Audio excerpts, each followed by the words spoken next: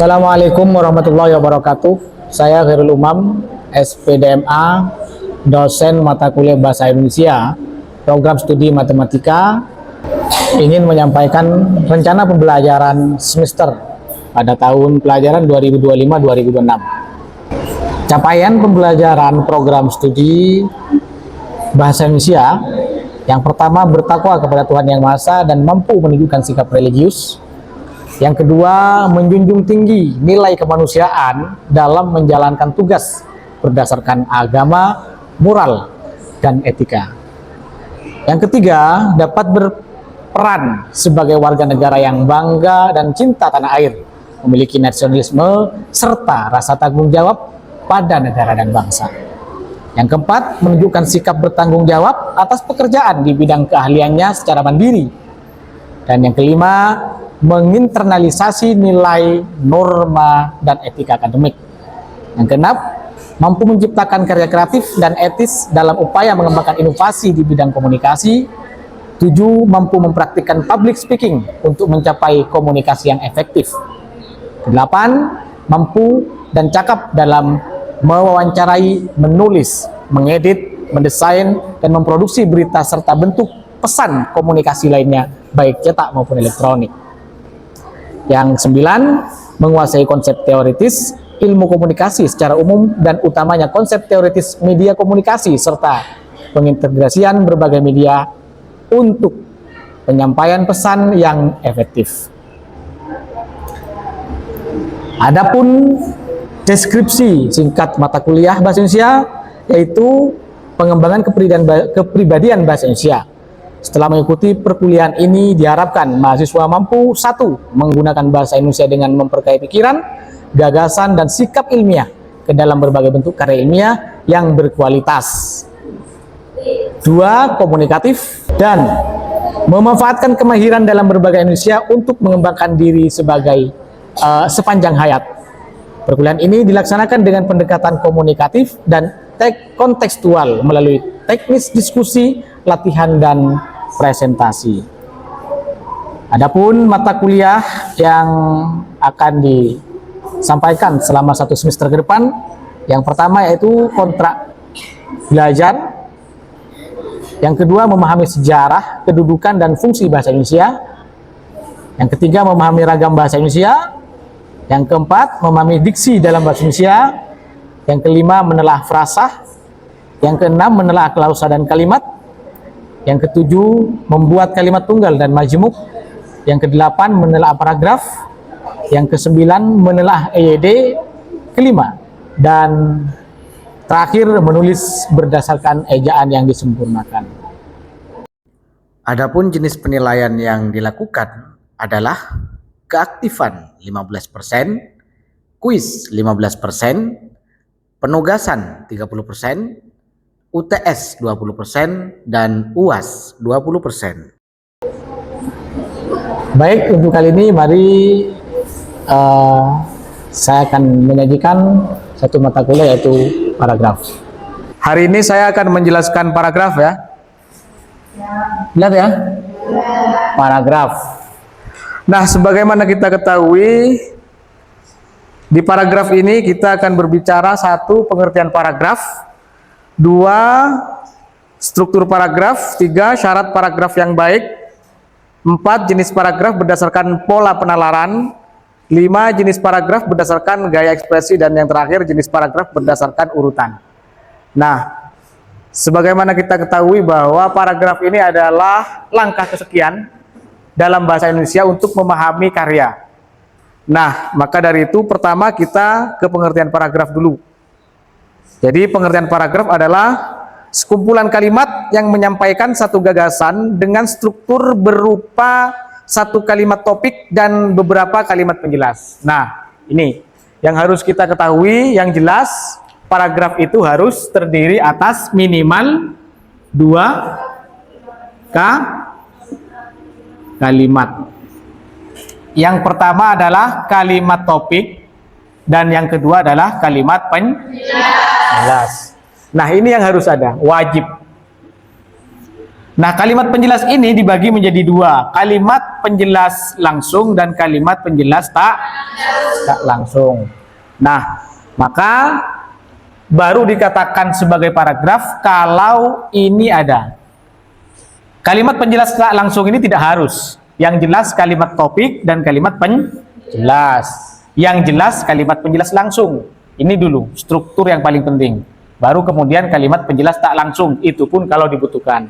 Namun yang jelas semakin lengkap kalimat penjelasnya akan semakin baik, gitu ya. Nah, selanjutnya struktur paragraf. Nah, ini struktur paragraf, kalimat topik, kalimat penjelas langsung, dan kalimat penjelas tak langsung. Nah, kita ke contoh. Seorang mahasiswa membaca buku. Ini adalah kalimat topik. Kalimat yang artinya di sini adalah kalimat pokok atau gagasan utama yang mau disampaikan dalam satu paragraf ini. Jadi gagasannya adalah seorang mahasiswa membaca buku. Kemudian setelah itu untuk menjadi sebuah paragraf maka harus ditambah dengan kalimat penjelas. Kalimat penjelasnya adalah dia membaca novel karya Ahmad Tohari. Siapa dia? Yaitu mahasiswa. Nah, sebenarnya sampai di sini selesai. Masalahnya kemudian dua kalimat ini masih bisa dijelaskan atau dikembangkan. Maka kemudian ditambah dengan kalimat penjelas tak langsung. Sambil membuka halaman demi halaman, dia menganggukkan kepalanya pelan. Jadi yang membuka halaman demi halaman adalah mahasiswa yang sedang membaca novel Tohari. Sambil lalu dia menganggukkan kepala pelan. Jadi dalam paragraf ini akan menyampaikan bahwa ada seorang mahasiswa membaca bukunya berupa novel karya Ahmad Tohari yang kemudian dia baca pelan, dengan lembar demi lembar, artinya membaca intensif, yang kemudian sambil lalu dia menganggukkan kepala pelan, artinya dia mendalami. Nah, itu ya. Nah, selanjutnya syarat untuk menjadi paragraf. Syarat untuk jadi paragraf. Kalau kita sudah memiliki kalimat topik, kalimat penjelas, baik langsung atau tidak langsung, maka untuk menjadi paragraf yang baik, ada setidaknya 6 syarat. Yang pertama yaitu kesatuan. Apa yang dikatakan kesatuan? Artinya dalam susunan kalimat-kalimat yang berupa paragraf harus menjadi satu kesatuan gagasan. Nah, kalau sudah ada satu topik, lalu kemudian yang lain merupakan kalimat penjelas, secara tidak langsung sebenarnya ia mengatakan bahwa ini adalah satu gagasan.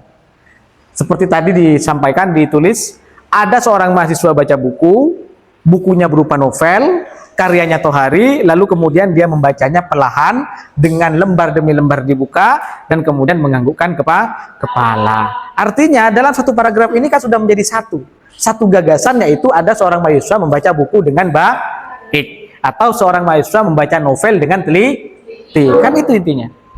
Jadi jangan sampai dalam satu paragraf menggambarkan banyak informasi yang saling tindih. Jadi satu paragraf itu hanya ada satu informasi inti.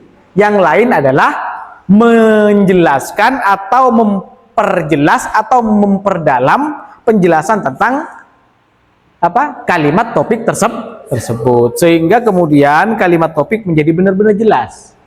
Yang kedua, kepaduan. Apa yang dikatakan kepaduan? Kepaduan itu adalah antar kalimat saling mendukung.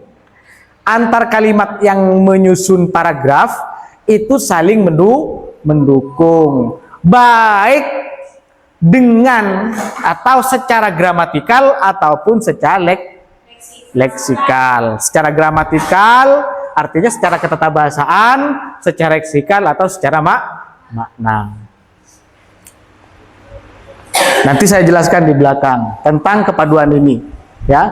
Intinya kalau kesatuan gagasannya satu, tidak banyak, cukup ada satu kalimat topik, yang lain menjelaskan. Sedangkan kepaduan itu adalah kepaduan antar kalimat yang menyusun. Kalau misalnya ada 3 kalimat, maka 3 kalimat ini harus nyambung, baik nyambungnya karena sisi gramatikalnya atau karena leksikalnya.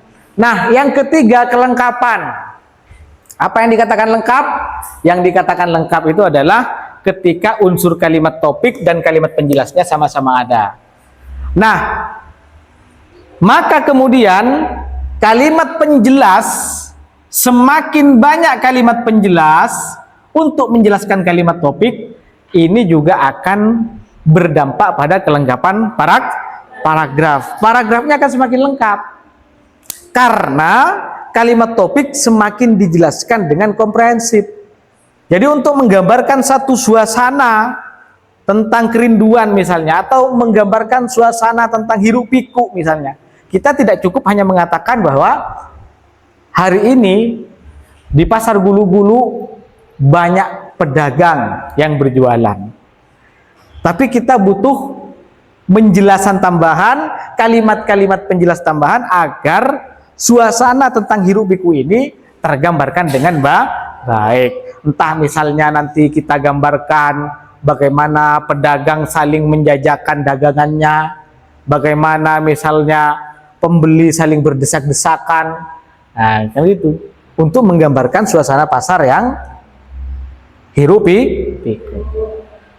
Tidak cukup hanya mengatakan bahwa hari ini banyak pedagang dan pembeli datang ke pasar untuk melakukan transaksi, tapi misalnya kita gambarkan bentuk transaksinya. Kita gambarkan misalnya posisi pedagang ada di mana saja, dengan jalan yang koridor yang sedemikian rupa, lalu kemudian ada banyak pembeli yang saling berdesakan, kita gambarkan, kita jelaskan. Maka semakin kita menjelaskan dengan detail, maka paragraf itu akan dianggap semakin lengkap dan akhirnya pembaca tidak butuh lagi bertanya-tanya. Sekali baca satu paragraf, dia bisa mengerti. Maka ketika sudah lengkap, akan berdampak pada ketuntasan. Nah, gitu. Mula lengkap, gitu kan? Kalau sudah lengkap, maka akan dianggap tuntas. Ingat, paragraf itu tuntas atau tidak bergantung siapa yang menulisnya, bergantung kita yang menulisnya. Jadi tidak harus ada 5 kalimat, 10 kalimat, 11 kalimat, tidak. Yang penting bahwa apapun yang kalian tulis sudah dijelaskan dengan sedemikian rupa dan menurut kalian itu sudah final. Misalnya kalian mau nulis apa ya? Kalimat topiknya misalnya gini. Hari Minggu di kampus UA. Maka kamu akan menjelaskan suasana hari Minggu di kampus UA. Maka jelaskanlah kampus UA pada hari Minggu itu menurut kamu seperti apa. Entah ditambah 5 kalimat penjelas, 10 kalimat penjelas. Setiap kalimat yang menjadi penjelas menurut kalian itu sudah pas, ya, dan saling mendukung. Dan yang kelima, runtut adalah keteraturan dalam menyajikan narasi yang akan dibangun oleh penulis. Artinya apa? Artinya jangan meloncat-loncat, jangan melompat-lompat. Ada kan begitu. Jadi narasinya melompat-lompat. Jadi kalau kalian ingin menggambarkan suasana, gambarkanlah suasana mulai dari A sampai Z. Kalau misalnya kalian mau menggambarkan bagaimana kalian itu membaca, maka gambarkanlah proses pembacaan kalian mulai dari misalnya memilih tema lalu kemudian memilih lembar-lembar buku yang akan kalian baca, lalu kalian baca satu persatu, jangan sampai melompat-lompat.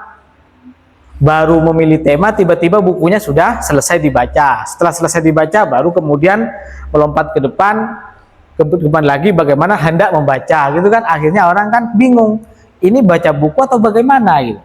Jadi jelaskan secara runtut. Dan yang terakhir adalah konsisten. Konsisten itu adalah sudut pandang, ya.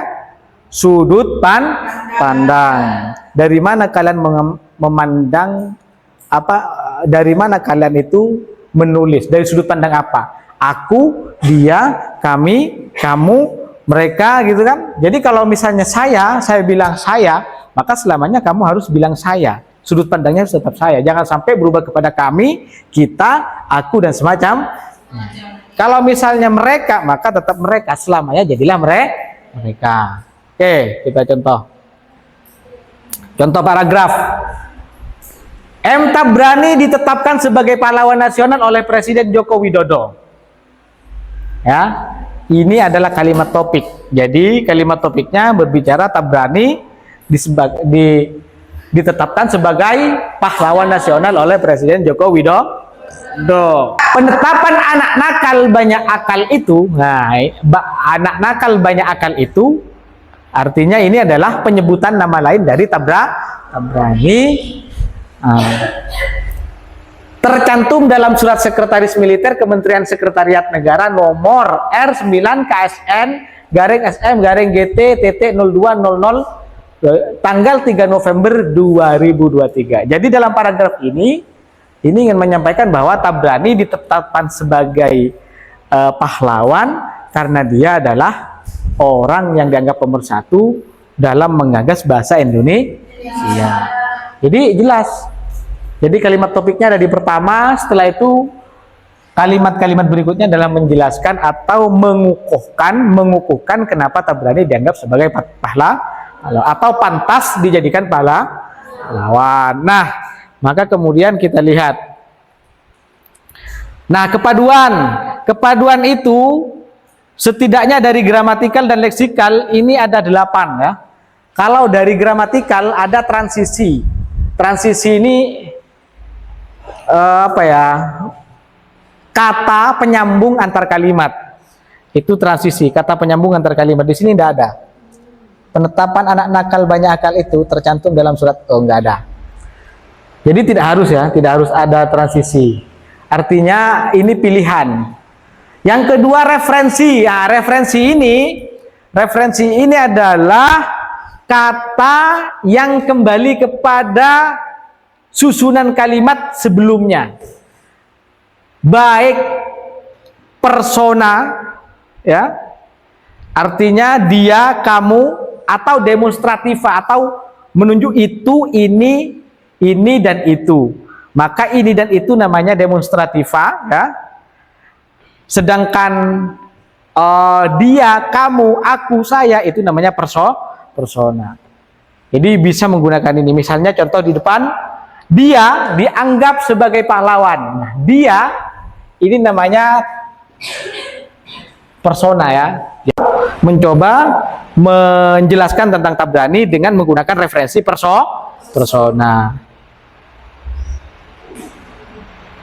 Ada lagi substitusi ya. Nah, substitusi ini mana? Substitusi ini. Anak nakal banyak akal itu, penetapan anak nakal banyak akal itu. Jadi anak nakal banyak akal itu kata lain dari Tabrani. Tabrani bisa disebut sebagai anak nakal banyak akal. Atau misalnya kalau yang biasa kita dengar hanya gini, Indonesia disebut Nusantara. Kalau misalnya Belanda disebut sebagai negara kincir angin. Cina disebut negara tirai bambu. Nah, kira-kira seperti itu. Jadi apa ya, semacam julukan yang itu memang sudah melekat pada dirinya. Itu namanya substitusi. Yang terakhir elipsis. Elipsis ini menghilangkan. Jadi ada kata dihilangkan, entah misalnya menghilangkan kata dia, entah menghilangkan kata Tabrani. Jadi intinya dalam satu paragraf di kalimat berikutnya kita bisa menghilangkan kata yang telah ditulis sebelumnya untuk penghematan. Yang jelas dengan menghilangkan kata, orang masih bisa mengerti bahwa yang disebutkan adalah nama yang dia. Nah, sedangkan secara leksikal ada sinonim, ada antonim, ada hiponim, ada repetisi. Nah, jadi sinonim menuliskan kata yang sama di kalimat pertama, kedua, dan ketiga, gitu ya. Menulis sinonimnya untuk tidak menyebut satu kata yang sama, maka kita tuliskan sinonimnya. Atau antonim, suami istri itu sedang melakukan perjalanan jauh. Nah, suami istri itu antonim kan, suami dan istri. Atau misalnya polanya pola apa ya, misalnya gini,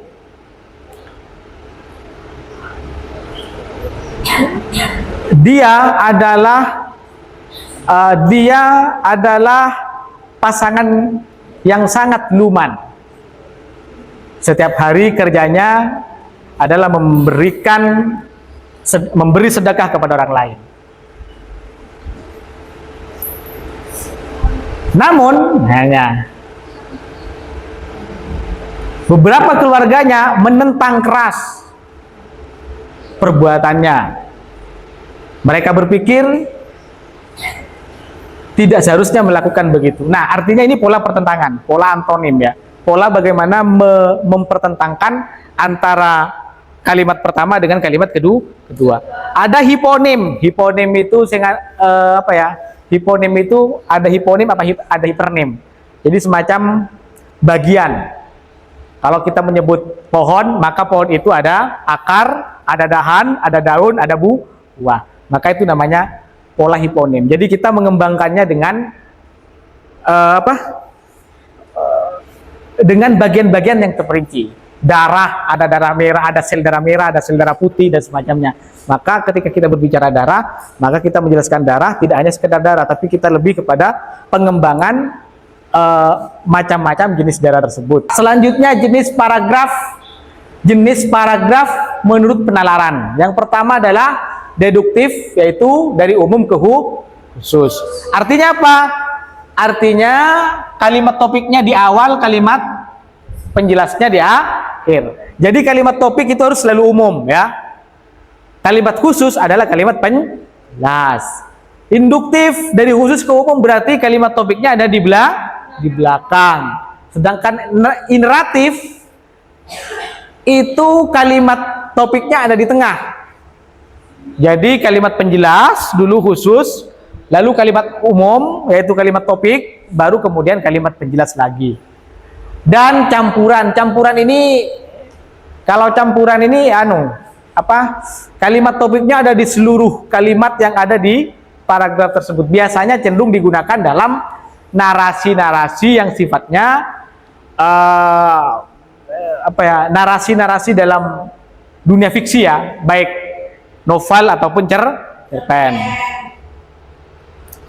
Nah, berdasarkan gaya ekspresi, ada gaya bercerita ya. Gaya bercerita itu narasi namanya, hanya bercerita. Ada gaya menggambarkan atau mendeskripsikan. Kalau narasi ini kita bercerita saja gitu. Jadi pembaca dianggap orang yang mendengarkan. Kalau menggambarkan deskripsi, kita mencoba mengambil satu poin, lalu poin itu dikembangkan secara detail. Misalnya kita berbicara bentuk kecantikan. Kecantikan itu seperti apa?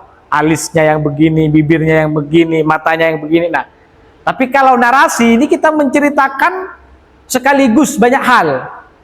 Tidak detail ya, tidak menceritakan secara detail dan menggambarkan. Ada gaya menerangkan atau eksposisi. Nah, ini biasanya menerangkan secara detail berdasarkan bukti-bukti yang ada. Biasanya ini cenderung digunakan untuk menerangkan resep membuat kue. Nah, resep membuat kue. Satu, menggunakan setengah kilo tepung terigu.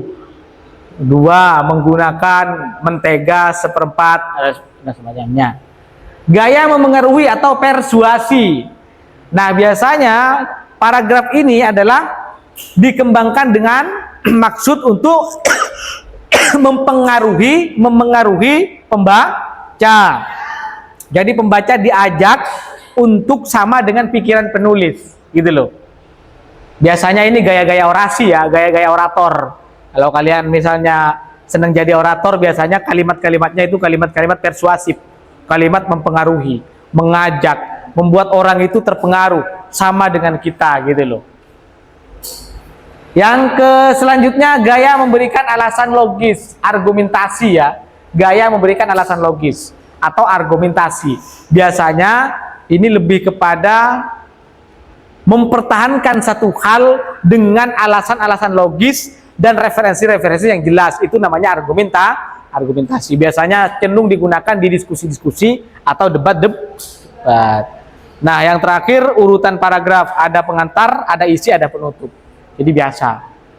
Jadi kalau nanti misalnya kalian sudah membuat karya, maka ada paragraf pengantar, ada paragraf isi, ada paragraf penutup. Itu biasanya kalau sudah berkaitan dengan karya, gitu ya. Nah, Dengan belajar paragraf, Anda mempersiapkan diri untuk menulis yang lebih baik. Terima kasih. Mungkin itu saja tentang paragraf. Selanjutnya bisa dilanjutkan dengan tanya jawab ya. Oke? Sudah mengerti ya? Terima kasih. Kita akhiri. Assalamualaikum warahmatullahi wabarakatuh.